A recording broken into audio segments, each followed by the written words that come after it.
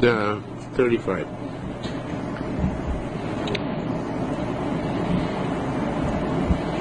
It's on tape, though. You have it on tape. We are 1, 2, 3, 4, 5, 6, 7 lines on the bottom. It's the last two words in the line. It's Tzniya and Tamon. Okay, this really is a continuation of what we learned last night for the next few lines, which is that the parameters of inheritance and estates, when they considered to be unified and when they're considered to be divided. It's near the we learned over there how kuach, something which is acquired, manita lo matana, or given as a gift. Now these are animals, right? They're animals that are given to you as a gift, or they were purchased from the marketplace. You didn't raise them. So pater meiser behema, those animals are exempt from meiser behema when they give birth to calves. The calves are exempt from meiser behema. So therefore, achin hashutfim, brothers who are partners with each other, shechayavim b'kelbon, if they're liable to kelbon, meaning Chachamim made a tzakara that when you give machzis a shekel, give a little bit extra to cover. It's like a service charge, a handling fee, on top of the half shekel you give every year. So they said, when you give machzis shekel for somebody else, you don't have to give the kelbon. So when partners give for each other, I think I messed this up last night. I'm pretty sure I did. When partners give for each other, they are chayiv in kelbon, because they're not really giving for another person. Each person is giving for himself as part of the partnership. So they're chayiv in kelbon, but they're part from meiser behema. But we say that since they're partners, so really each person's portion is as if he purchased it from the other partner, because the partners are, so to speak, buying and selling from each other all the time. So therefore, each animal is considered not really one of the partners, but rather is considered to be bought and sold back and forth from each partner. Now it's in flux. I mean, it's not an actual flux, but its status is one where any division would be kind of an arbitrary purchase, right? So therefore, since they're partners in it, so therefore they're exempt from meiser behema. On the other hand, b'shechoku v'chozu nishtatfu. That's only when they divide it up. Not on the other end.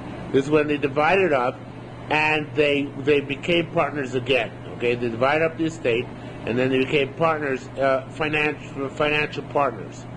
And that's when they divided up the estate, and they became partners again. But the other case is k'shechiyavim meiser behema. What would be a case where they're liable to meiser behema, and yet at the same time patur min kelbon when they're exempt from kelbon, b'shelo choku, when they didn't divide up the estate yet. Because in that case, it's really neither of them are giving the machzis shekel. The estate is giving the machzis shekel for them. The estate is considered to be like its own entity, the corporate entity, and the corporate entity is giving machzis shekel for the two brothers, right? It's not the two brothers giving in partnership. The estate, which is not yet divided up, the corporate entity is giving on their behalf, so therefore it's patur from kelbon, right? Because it's like somebody else giving machzis shekel for you, so you don't have to pay the service charge. On the other hand, they're chayiv and meiser behema, because then it's still considered to be like the animals belong to the corporate entity. It's not a partnership where there's as if it's bought and sold from each other, but rather it's the unified ownership of the corporation, and therefore they're chayiv and meiser behema. Okay? The corporate entity, really, that's right. The corporate entity is chayiv and meiser behema. Really, the only time we have a corporation in classic halacha is this case, the case of an estate before it's divided up. Right, because normally you don't have a concept of corporation in halacha, right? A corporation is a tool of capitalism.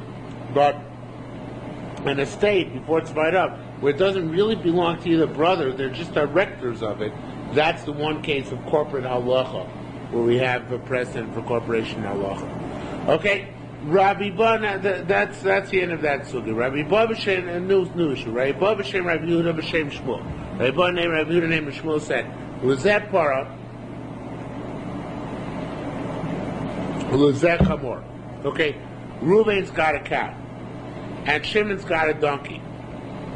And they want to do a barter, a chalifa, right? They want to share. So Reuven, B'chlivo Shozeh, Reuven pulled the donkey, which he wants to cart. Shimon pulled the cow, which he wants to cart, right? That's actually what they intend to do, right? Now, the thing is, it wasn't that easy. Moshach Bala Chamor Es HaPora. Shimon, who owns the donkey, pulled Reuven's cow. He did Mashiach. Uva Bala Pora Limshochas HaChamor. Now Reuven, who owns the cow, wants to come and pull the donkey. Needless to say, doesn't work. The donkey is found dead. Okay, what happens? So in this case, Baal HaChamor Tzarech Lohavi Raya, the owner of the donkey, who already pulled the cow into his possession, right? So you would think, well, he says, tough, no backsies, right? You found a dead donkey, that's your problem, right? I got my cow. No, the Gemara does not say that. Gemara says that Baal HaChamor, the owner of the donkey, Tzarech Lavi Raya Shoso Chamora Kayemis, that he has to bring a raya that his donkey was alive, B'shah Shemoshach Es HaPora, when he pulled the cow. Which is fascinating, because normally you don't say that, right? Normally say, he got it, he got it, he got the cow. You want to take the cow back for him, prove that the donkey was dead at the time that he pulled the cow. But no, in this case we say he's got to prove that his donkey was alive. Why?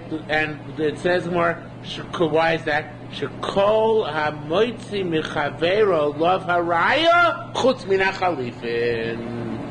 We always say the person, if you want to extract, you got to bring proof, except in Chalifin. Because it was in an exchange, and there's no exchange because the donkey's there. It sounds like a reasonable svara, right? There's no exchange because the donkey's dead. Mara's going to give a different, a little bit more lumage svara, but that seems to be a simple meaning. This case wasn't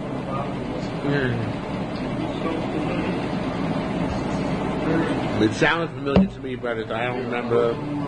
I don't think we ever had it. Yeah, no, I'm not sure. But Dr. Spinell is a Bucky and Shas.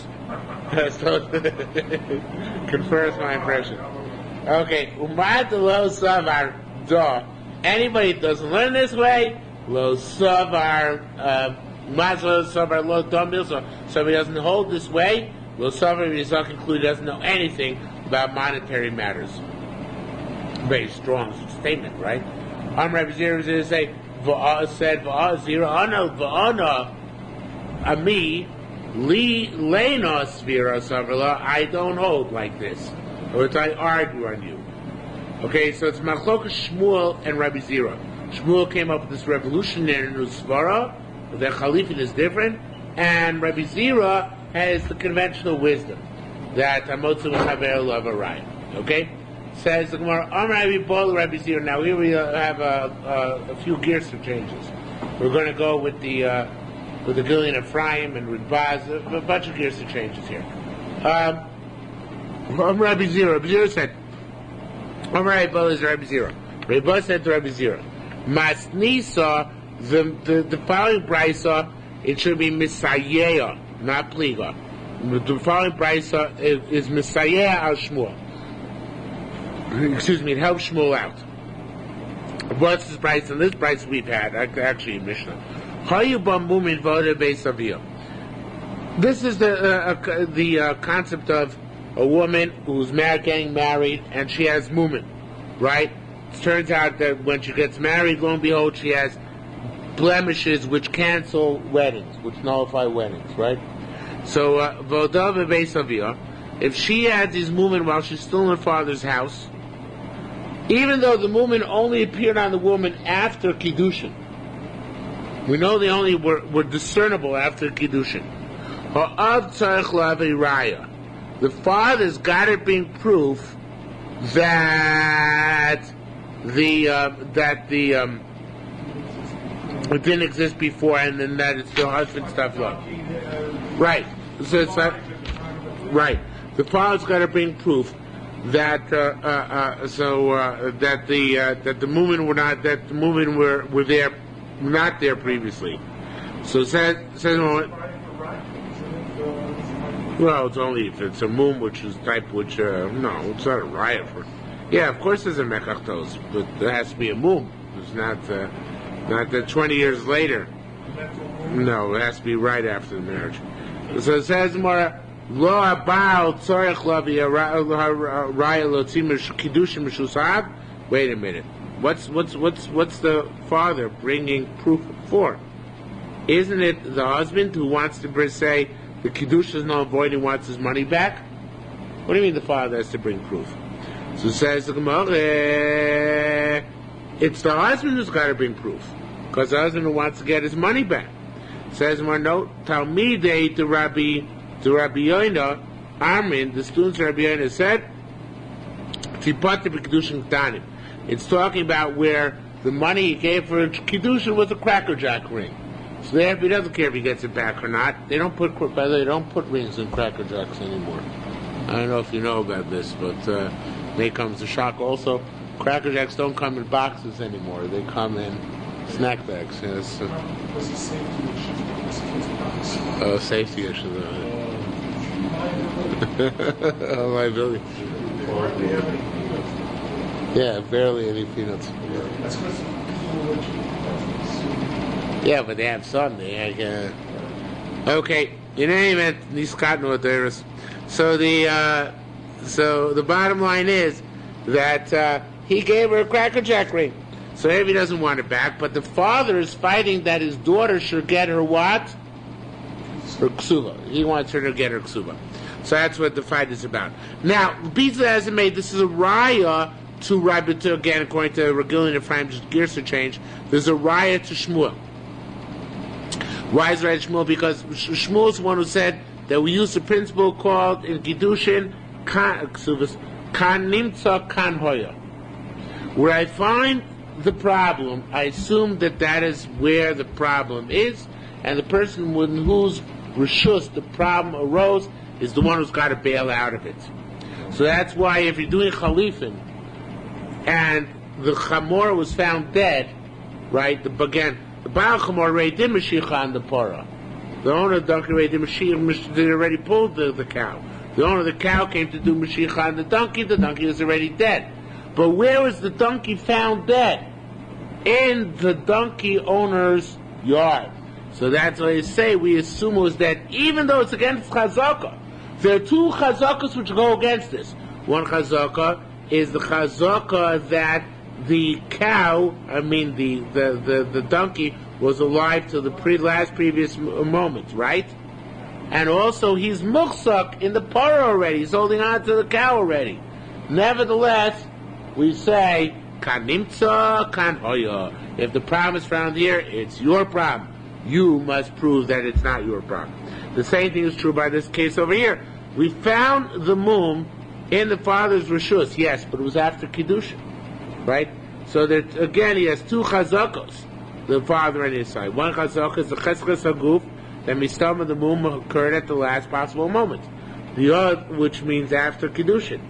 And also, besides that, he has the chazaka that he has the Kiddushin took place, right? He has the money of Kiddushin in his hand. He has the star ksuva in his hand, right? He's holding on to it.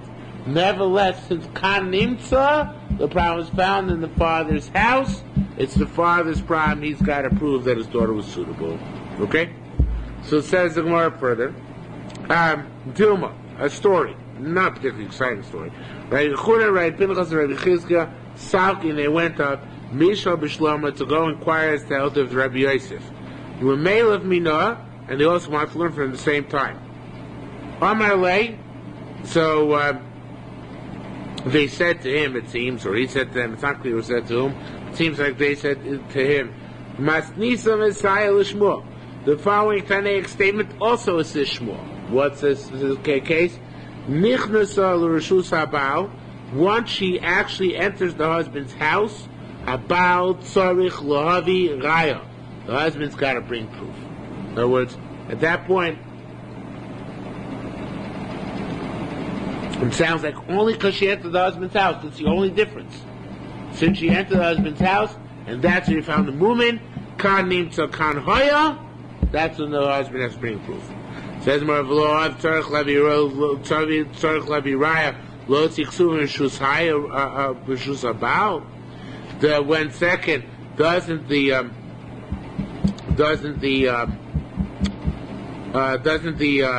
father have to bring proof to extricate the ksuva, right? He's the moitzi.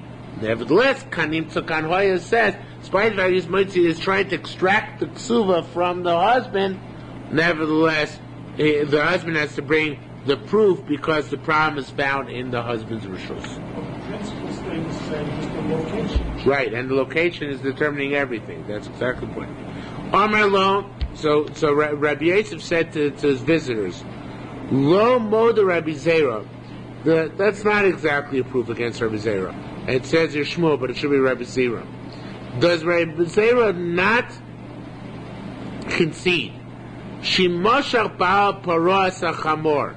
Now this is a case where you found the donkey alive, right? The owner of the cow, or the owner of the donkey did Mashiach on the cow. Then the owner of the cow came to Mashiach on the donkey, and he found the donkey alive. He took the donkey home, and then you found mumin on the donkey. You found a mum on the donkey. Okay, the mum, the donkey or wife. You find a mum, right? So there's not shuhu tzarich lavi raya. Do we not say there that that even Rabbi Zera would concede that in that case, the once he did the Ba'apar did Mashiach on the Chamor, he's got to bring the proof, right? That it's that the movement was there previously, right? So to here, v'zeh kemen shekonas, the husband who married the wife, since it's like Kimisha Moshach, it's as if you raided Mashiach on the animal. Tzarich, Lahavi, Raya, Shayob, Umumin, Elu, that these women were there, Ad Shaloti Konis Rishu. So he's got to bring a proof that the women were there prior to the entrance into the Rishus. So it's interesting. In essence, what we're saying is that Rabbi Zera may concede the point by Mumin, that we do say Kan Nimtza Kan Hoya vis-a-vis Mumin, and that we have to check wherever the Mum is found, whether it may be in the father's Rishus or in the husband's Rishus, we assume that Mum is correlated with that Rishus until proven otherwise.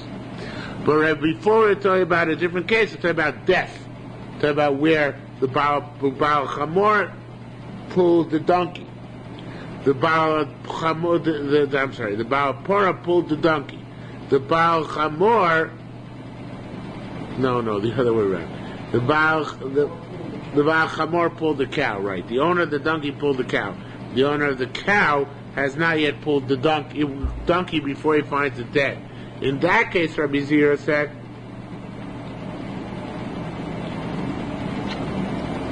it's not a case of mumin. Only in the case of mumin do I say kan nimtzu kan hoya. If they were here, mistama they affiliate with this rishus. But the death of the donkey. That's the ultimate goal. No, not necessarily. You know why? Well, I didn't think of it till now, but actually, I'll tell you what the difference is. I just thought of it now on the spot. Death is a one-time occurrence. Mumin are an ongoing occurrence. Okay? So therefore, death, we can say, well, you have to prove at what point the death occurred, right? So what point the death occurred, that we would use chazakas, regular chazakas. But mumin, since mumin are an ongoing thing, they're not a one-time phenomenon, right? They're an ongoing thing, so therefore we say chazakas might not work with them. What the only thing which I can use for them is kan nimtza kan hoya. Because what does chazaka do? Chazaka says an event which occurred occur either as late as possible or as early as possible. It talks about events, when events occur, and it determines them on the basis of the Torah's principle of chazaka. But it doesn't talk about states, things that are ongoing, right? So movement is an ongoing state. All right, you don't like it. I don't like it either. Yeah, because that's not right what I'm saying. So I don't know exactly. You're right. The question is, why does Rabbi Zira hold there's a difference that by death I'll follow the regular principles of chazakos, and by movement I won't follow the regular principles of chazakos. Some of them are permanent, right? Yeah, they're permanent. Some are permanent. Death is permanent. Well, I don't know. That's not. That doesn't necessarily. You're right. Excuse me. There is a comparison. The question is how to get out of the comparison.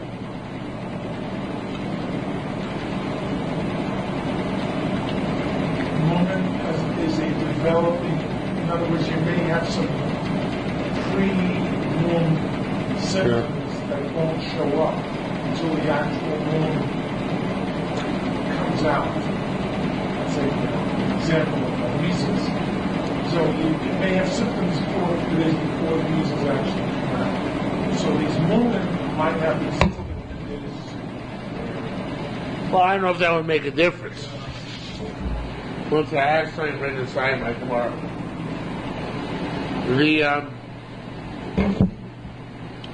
From the Gillian Ephraim.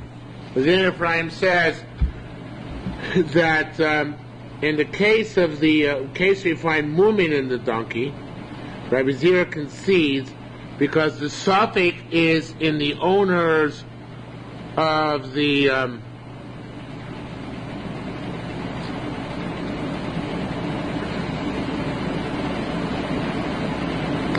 he draws things like this. He says, in the case of the movement are found in the donkey, the Baal Chamor already did Mashiach on the Parah.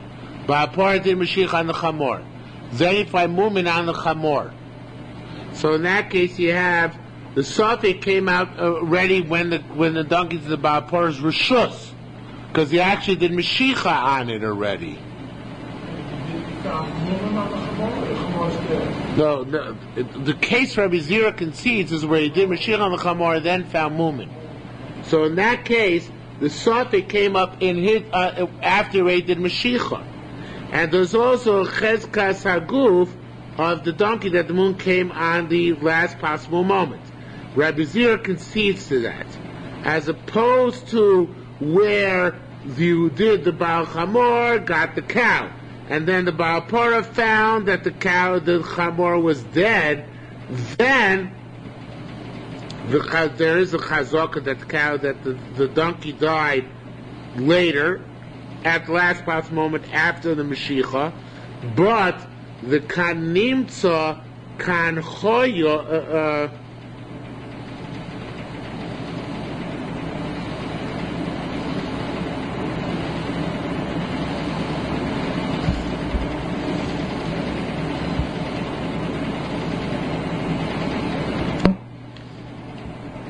One second.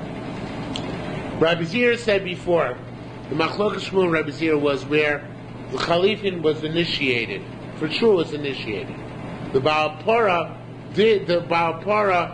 had relinquished his Parah to the Baal Chamor. That already effectuated the Mashiach. The question was whether at that time the Chamor was still alive. Right? So the Shmuel said, you got to prove the Chamor is still alive, other Chalifin is null and void. Rabbi Zira said, no, we assume the Chamor was still alive because of the Chazaka, right? Chazaka, the Chamor was alive a minute ago, so then the Chazaka, we assume the Chazaka continues, right? So therefore the Chamor is alive and the Chalifin follows too. The Chamor is now dead, tough on the Baal Parah. He got it, dead Chamor. Okay?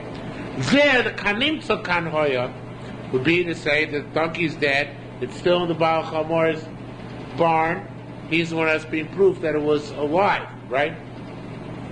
But the Chazaka opposes the Kanimtza Kan Hoya, right? So Rabbi's, that's a machlokes according to Shmuel, we follow the Kanimtza Kan Hoya, right? And therefore it cancels the Chalifin, right? According to Rabbi Zira, follow the Chazaka, It was mistamot so live, it never doesn't cancel the chalifin. In the case, however, of mumin, where you're ready to if you take the same case except leave the donkey alive and give the donkey mumin, after the Baal Por is already done Mashiach on it, then even Rebbe Zira concedes. That's all the Gemara is saying. Because in that case, where the Kanim Tzaya is on the side of the Chazaka. Because when you found the mumin, where was it? It was already in possession of the Baal Por, right? So the way the Kanim Tzakanoya clashes with the Chazaka, there Shmuel follows Kanim Tzakanoya location, and Rabbi Zira follows the Chazaka, right? Last possible moment. Where, however, the Chazaka and Kanim Tzakanoya are on the same side of the coin, right? Because it was found in the Baal Por's domain, and that was the last possible moment, then of course Rabbi Zira conceded that. That's all the Gemara is saying. It's that simple. The question on Rabbi Zira still remains. We never answered the question from the other case, the case where you find the mumin after Kiddushin in the father's house. Because in that case we said that the Mishnah says in Ksubis that the father's got to prove, right? The father's got to prove that the mumin came after Kiddushin. There it's a case where the Chazaka contradicts Kanim Tzakanoya. The Chazaka has happened last possible moment after Kiddushin. The Kanim Tzakanoya is that it's in the father's house. So there, Shmuel says, this is a riot for me, right? Because you see here that we follow the Kanim Tzakanoya because it's the father who's got to bring a riot. Whereas according to Rabbi Zira, it's difficult, and we never addressed this question. We never answered. But Rabbi Zira, here the Kanim Tzakanoya is the father should bring the proof. The Chazaka is the husband should bring the proof. We come on the side of the Kanim Tzakanoya, both Chazaka. So that's what's difficult on that. Okay. Says the Gemara,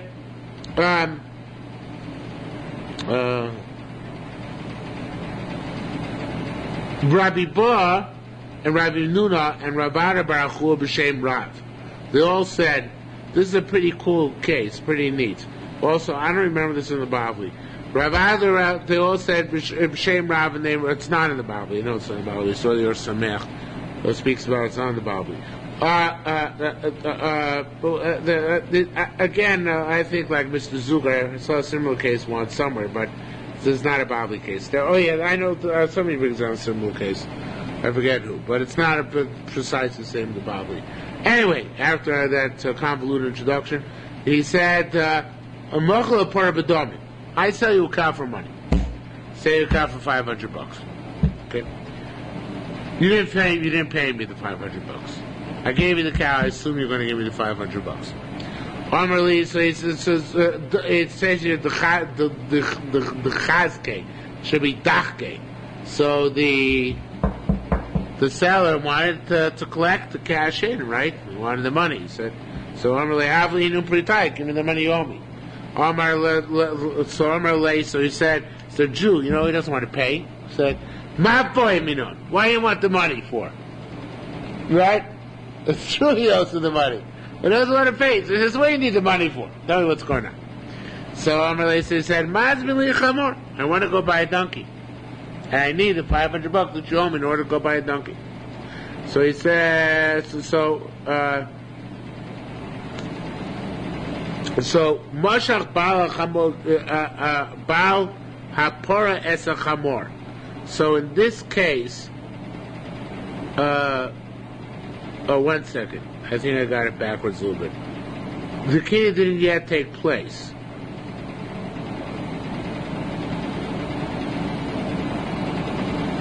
Yeah, the kinyan didn't yet take place. I'm sorry. They agreed to make a kinyan, but he didn't actually. There was no Mashiach yet. So he's going to sell the cow for money, but he didn't give her the money. So instead, so now the guy wants the money. And he says he wants to buy a donkey. So what the buyer does is instead the buyer offers the seller a donkey. Says, you want the $500 in order to go buy a donkey. Here, I'll give you a donkey. Okay, and that's what happened. So It sounds like Chalifin, right? But it's not. Because what's the donkey in this case? It's not Chalifin. What is it? It's in lieu of money. It's Shavah Kesef Kekesef. He's paying in kind. It's not Chalifin. It looks like Chalifin because they're giving a chamor for a para, but it's not Chalifin. So if it's not Chalifin, what's nafkamina? Mos and konos, right? Kesef doesn't work, right? So the chamor does not acquire the para because there was no mashicha. Word Chalifin, so in Chalifin it works even with the para is stationary, nothing has happened. The giving the chamor in and of itself acquires the para. But since the chamor is being given here not as exchange, but as payment, it's not a barter. Chalifin is barter. It's not a barter. It's a sale. And since it's a sale, even though it looks like a Chalifin, it looks like a barter, it's really a sale. very fine point. What it is. But it's true. The only reason why it's different. It's logical. They said instead of the money, here take my chamor. And that makes all the difference in the world. Okay, that's the difference. Exactly, that's the difference. Okay?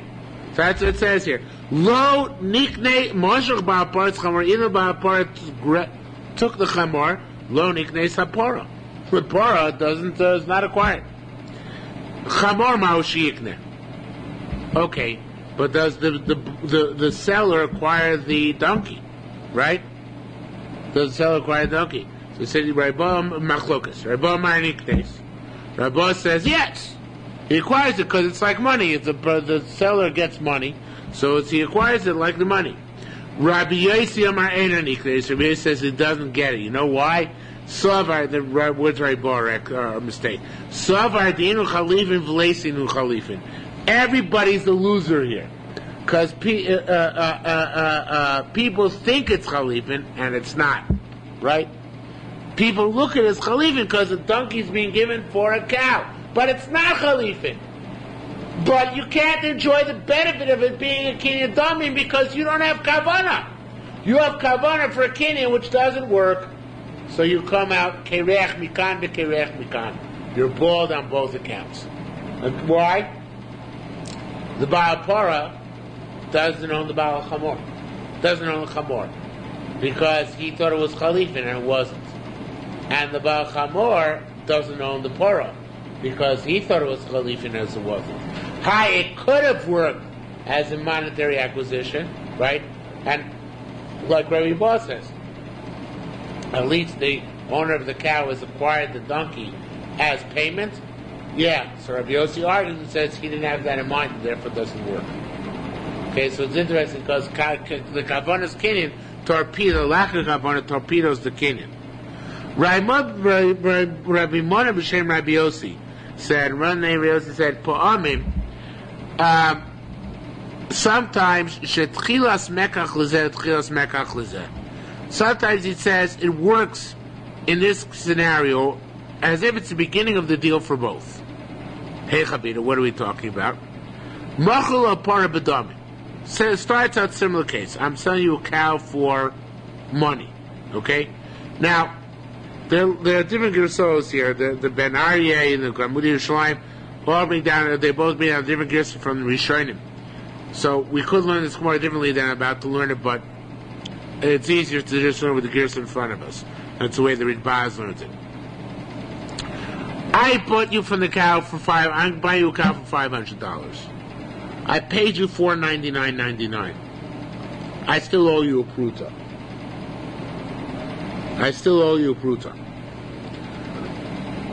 So I haven't taken delivery yet. So no kinyan has yet taken place. I'm on the payment plan though, right? I'm almost finished. Okay, there's one pruta left. The next day, the seller found the buyer found the seller standing by him. Amar Leis said, "Mad Kaimach, what are you doing? Avidacha, what are you doing here?"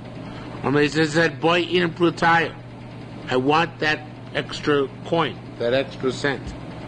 Amar Leis said, "Ma boy, why do you want it now? What's the difference? It's only a penny, right?" Amar Leis said, back to Masmilin Chad Chamor. I want to go buy a donkey, right? So since I want to go buy a donkey, I need an extra cent. I guess that was to make or break a penny for the donkey.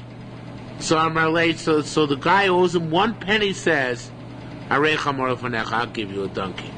Okay?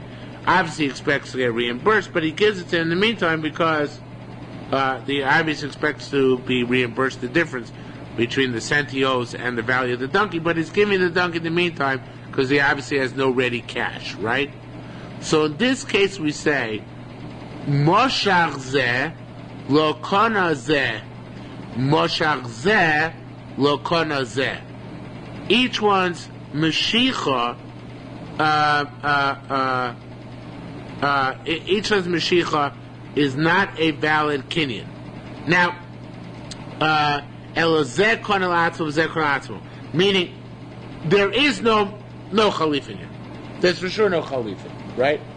But now is there no chalif, but even Rabbi Yosef, there's no mistake to think it's chalif. Because chalifin we assume when it's a true barter.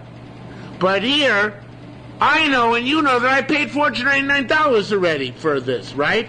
So if there's no havamin, it's going to be barter, right? So therefore, even Rabbi Yossi would concede, whenever Mashiach is done, each person looks at that Mashiach as an independent act, not as a chalifin. When does Mashiach not work? When you think it's chalifin, but it's really not a chalifin. Because you thought it was chalifin, it was a chalifin, but then it can't be a real Mashiach. But here, since money has already changed hands, by definition it's not a chalifin. So therefore, whatever Mashiach is done independent. In other words, when the Baal Chamor takes the Parah, that's one leg of the transaction. When the Baal HaPorah takes the Chamor, it's another leg, never the twain shall meet. But there's no mistaking in the circumstances that anybody's going to think Chalifin took place because money changed hands. Okay? And that's why each Mashiach works independently. What about getting changed for the Chamor? That'll be separate also. I mean, but everybody knows it's not Chalifin. The main thing is Rabbi Yossi said, if they think it's Chalifin that causes problem, everybody knows it's not Chalifin, it's not a problem. Okay? But again, as I said, it's a different gear, but it doesn't change the halacha in the Ben Ari at the bottom. Okay. Says more further. Mas Nisan, our mission said, this came back to New Ashur mission, new topic. Mas Nisan, Rishusa Gavok Bekesef, Rishusa Hedia Bechazaka. Said, Hekdesh is cornered with Kesef. It's cornered with Kesef, even Metalchnik. Hediot is only cornered by taking hold of something. Ketzad, how does it work? Gizbar Shinasa Mos Hektish Mentalchnik. The treasure of the Beis HaMikdash who gives money to the Beis HaMikdash in order to acquire movable objects. Kana Hektish B'chol Makom Shu. Hektish acquires no matter where it is. By a Hediot, by a commoner, they took away Kinyan Mos. We no longer have Kinyan Mos, Bismanetza, right? Only Mashiach Agbo works. But by the Beis HaMikdash it still works. Why is that? Interesting theological reason, not brought down the Bavli, although it seems the Bavli relies on this as well. Hashem owns everything. Why does he have to do Mashiach? You have to do Mashiach, because it has to be Nimshach into your Rishus. But when the moment Hashem pays for something, it's as if the Mashiach is done. Because wherever it is, it belongs to HaKadosh Baruch Hu. It's just removing your layer of ownership. But then it automatically reverts to the ownership of HaKadosh Baruch Hu. It's fascinating as far as, so you don't need Mashiach. Okay? Makes sense, right? So it says the Gemara, when you say you're going to give to something to HaKadosh Baruch Hu, it's as if you gave it to a commoner. Ketzad, how so? You bought a cow from Ekdish, and the going price when you concluded the deal was $200. Well, you speak Lo Yom you weren't able to pay the $200. Until it went down to $100. Nevertheless, maybe Mosai, nevertheless, you have to bring the $200. Why? Because the pledge you made was binding. The agreement you made. This is the case of Amir L'Govak Russell Hedjot. This is the case where your statement to Hashem is as if it was given, and therefore you're liable at the higher sum. On the other hand, Hektish gets both advantages. Let's say we're redeeming hektish for $100. We speak lavimona. We weren't able to bring those $100 until the price went up to 200. That's a bummer on you too. Maybe Masayim, you lose on that account. You have to bring the 200. Although Stephen said what it says, we learn how to drush in this pasuk. Those again is smach. Because on time it's a smachta, but certainly on the Bavli. The Yasel Chamish's Kesev Erkechol Love. You add a fifth of the value of the money upon it, become low. Now, we dash in this pasuk, even though it's about adding a fifth when you're redeeming something, we dash it, Ha'im Yosif, if it goes up in price, Hareu Kam Low. Well, I'm sorry, Ha'im Yosif, if you up the price to the new price, Hareu Kam Low, you get the thing you're redeeming. If lav, and if not, Eno Kam Low, if not, you don't get the thing you're redeeming. Shorza Ola, Ubayis a Korban, since you don't need Masira by HaKadosh Baruch Hu, so if you make an ox into a korban or a house into a korban, Kana Hektish B'chol Makom Shehu.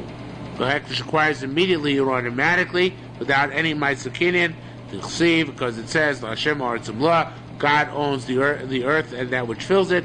Uvehediot, however, by a commoner, Lo Kana Ad She Shoshiachsi. His kingdom doesn't take effect until he takes hold of it. Okay? Halacha Zayin, one of the most famous Mishnayos in all of Shas. Kol mitzvahs la'av leben. Any mitzvah which your father has to do to his son, anashim chayavim, men are liable, anashim turas, women are potter. What's an example of that? Vilna. Right. Kol mitzvah ben la'av. Any mitzvah the son has before and vis-a-vis his father, which is kibbud avim. Echad anoshim ve'echad anoshim v'chayim, it's both men and women. Kol sensation my many mitzvahs say which contingent on time. Anoshim v'chayim, men are liable, but anoshim p'turas, and women are exempt.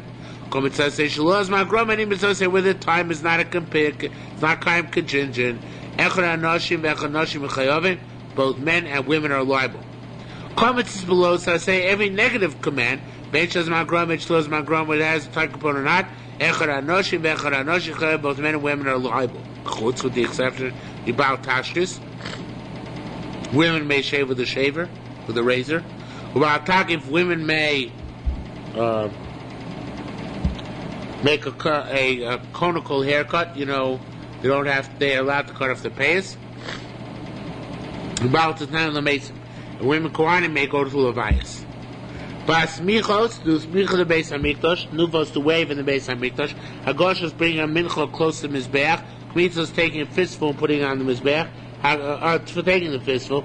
Haktor is putting stuff on the Mizbeach. Hamlikos, slitting the neck of the bird. Hakabot. We don't mean they can't do it here. We're just saying they're exempt. What? Yeah. Not that it means anything that he doesn't.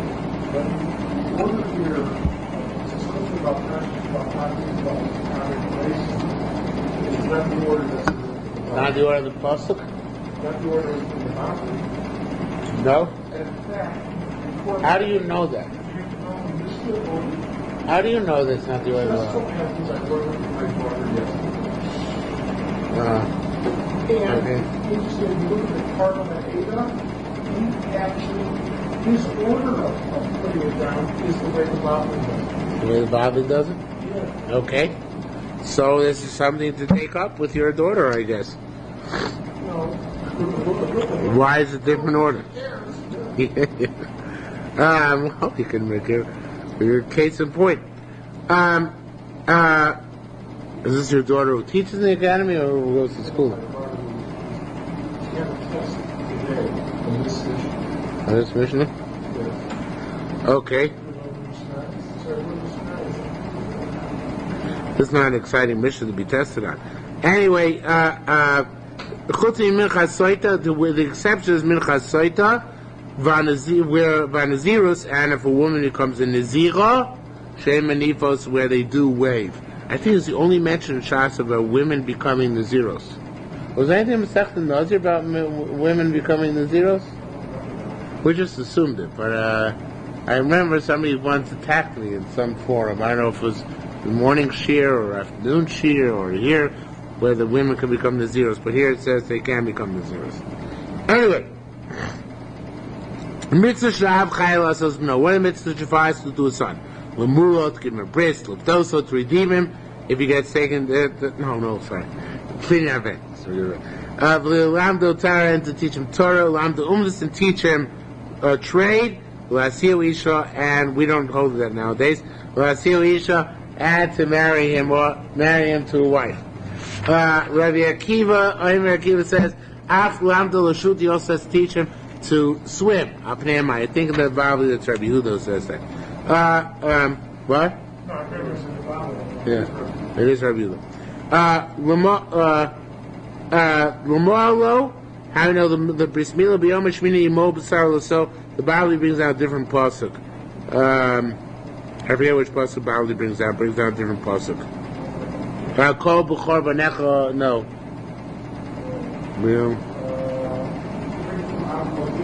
Yeah, from Avinu. What does it say there?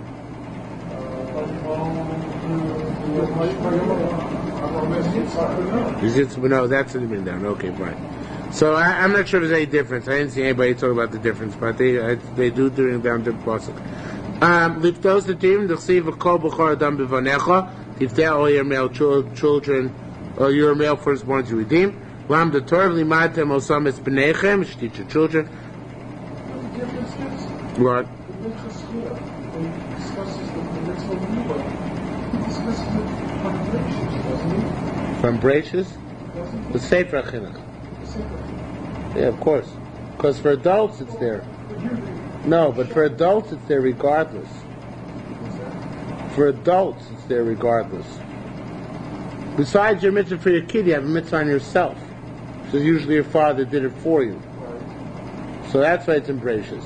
Because the mitzvah of an adult to mal himself is in Brachus. This is the mitzvah that you have on your kid, though.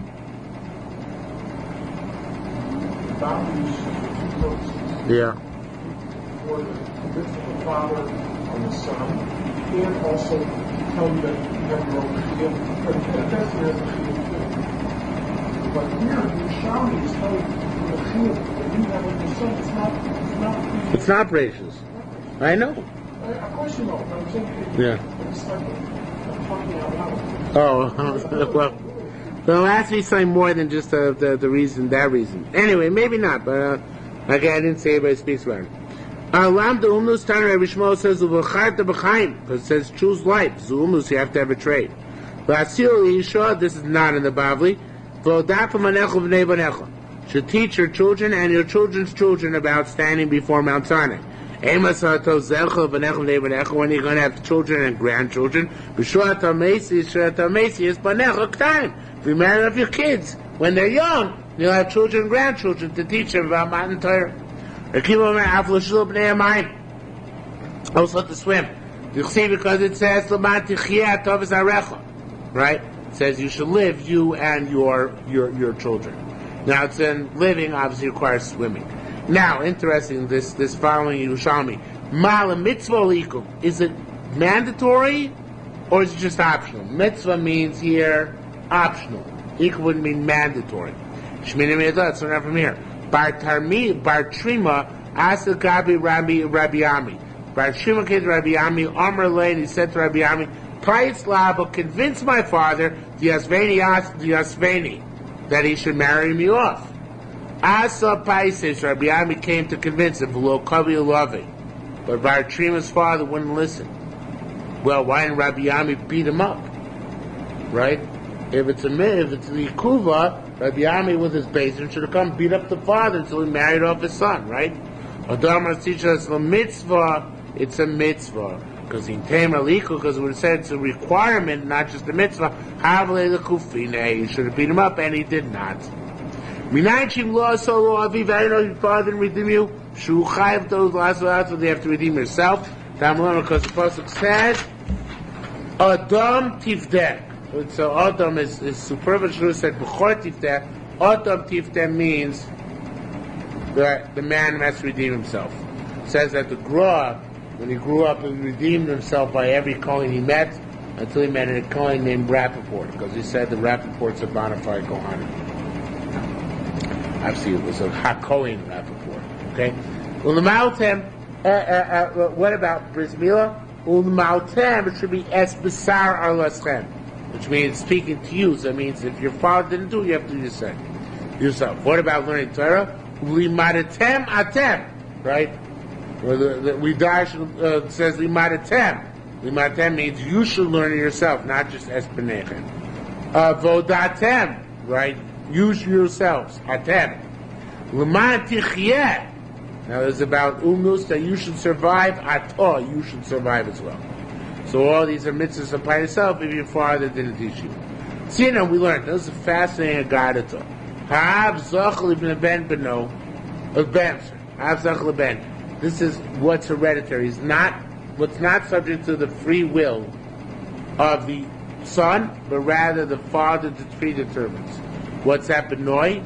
The son's handsomeness, b'koyach, the son's strength, b'asher, the son's wealth, b'chochma, the son's wisdom, b'shanim, the son's longevity. Now, I'm sure all these things can change a little bit, especially wealth, but there's a certain projection which goes from father to son. And we learn this out from Sukkot.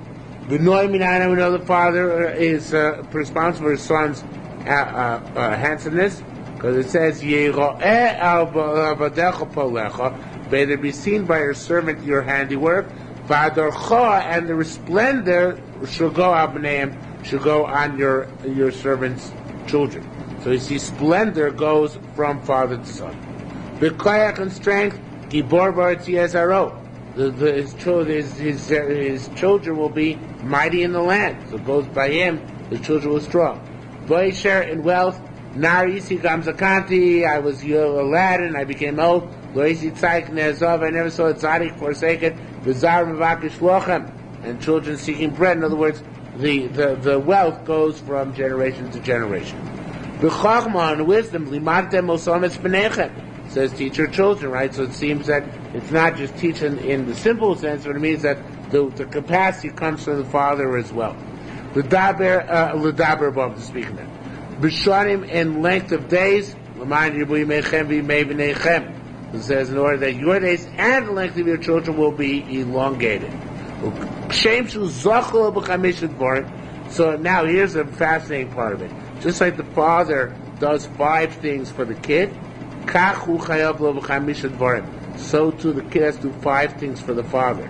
What are they? Food, to drink, clothing, give him shoes, manik, and lead him around. And that's which it says. When Yoav killed Avner, so David gave him a curse. He said, "Well, Yoav, the following should be the things should befall: Zav, Umitzora, right? He should have a venereal disease. He should be a leper. Umazipelch, he should be a weaver, a knitter. V'noivel b'cherev, he should fall by sword. V'chasar lechem, he should be short of bread."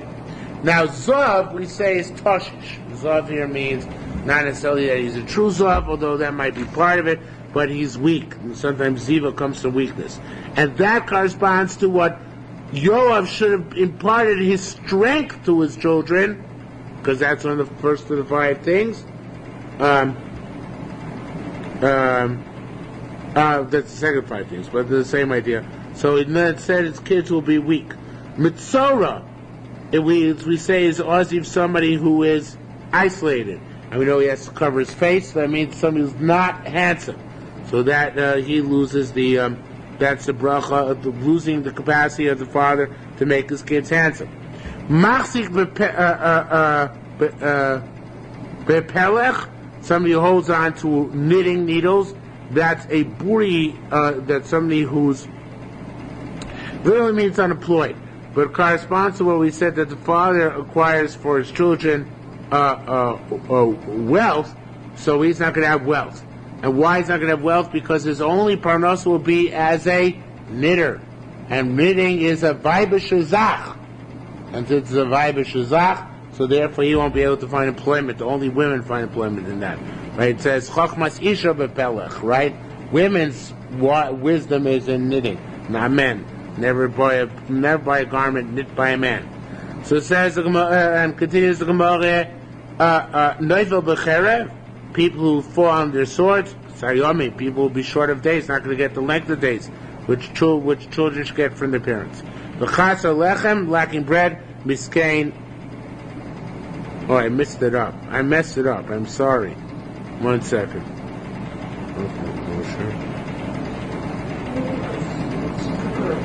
Noi, koach, osher. No, I messed it up. No. Lacking chokhmah was machzir bepelech. This is miskein. Chasa lechem means miskein, they're going to be poor. Machzir bepelech means they won't be smart. Because for men to know knitting means they're morons. Because women's chokhmah is knitting. But men who know knitting, that means they don't know Torah. That's precisely the point, okay? So Machzir Pel corresponds to they're going to be like women. They're not going to be too bright, okay? Yes, I know. When you teach your daughter this Mishnah, maybe you should teach her with the Gemara. Okay. So there so Kad Asa Shlomo Miktal Yoav. When Shlomo came to kill Yoav, Amarle, so he said, look, Avicha Gazar Lech HaMeich Zeros. Your father decreed upon me 5 decrees. Kablin, if you accept upon yourself, Vadim Iskatel, I'll go to my death. The Kablin and Shlomo, foolishly enough, accepted them. The Kulun coming to base David, they all happened in the house of David then. Zav vaya Rechavam. Rechavam was a Zav. It says, Vamelech Rechavam, he sametz lalos b'merkava. Rechavam, after the kingdom was split, he toiled to get up to the chariot, Lanus to Yerushalayim, to run to Yerushalayim. So it means he was weak, and weakness is associated with Ziva. Or it means Merkava reminds us of the word Merkav. In the Torah, Merkav has Zav, right? So therefore he had too much Merkav, too much things that you ride, of chariots.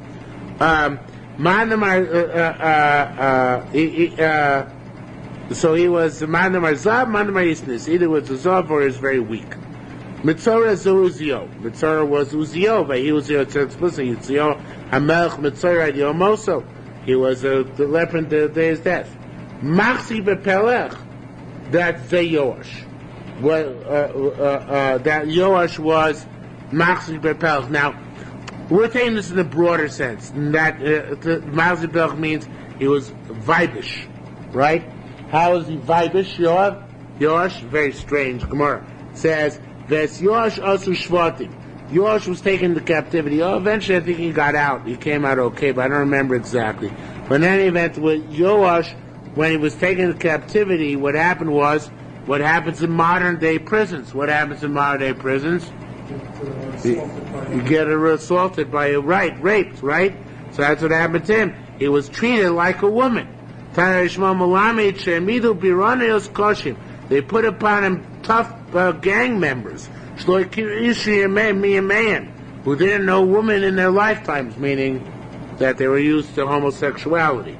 They tortured him like they rape a woman. Very contemporary. Although the Chassidus, which it says, "V'ina gon Yisrael b'fonov, v'ana gon Yisrael b'fonov," I guess literally means respond, but we darshan v'ina gon Yisrael b'fonov. They tortured the great one of Israel. The Noivel b'cherev, who fell by sword to Yoshio. The Chassidus says technically he fell by archery, but all right, same thing. So the archers arched to the king Yoshio. They made his body like a sieve.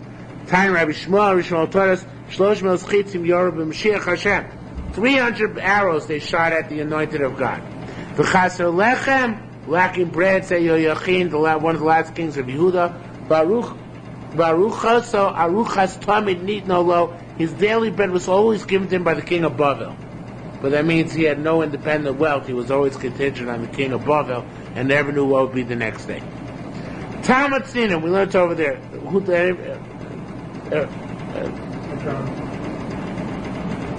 Didn't daven? My daven already. We got a couple more minutes. Talmud Sinim, we learned, so I just want to get Talmud out. Talmud Sinim, we learned over there. If you began taking a bath, you don't have to stop davening mincha. Aschos hamercha tells you what's beginning the bath. Rabbi Zina said, Mishiat Yisrael, once you loosen your belt. Rav Mishiat Yamino, once you take off your shoe. There was a line from down below, which should be over here, according to Mashbiach. About 6 lines down, the line starts Mahava. You see the Mahava is the beginning line? The words Mahava are superfluous. But next words we move over here. Rabbi Jerome Amar Kacha, Rabbi Lezber Yossi Amar Shuluch Moni, once you take off your clothes. Anyway, so we have a story.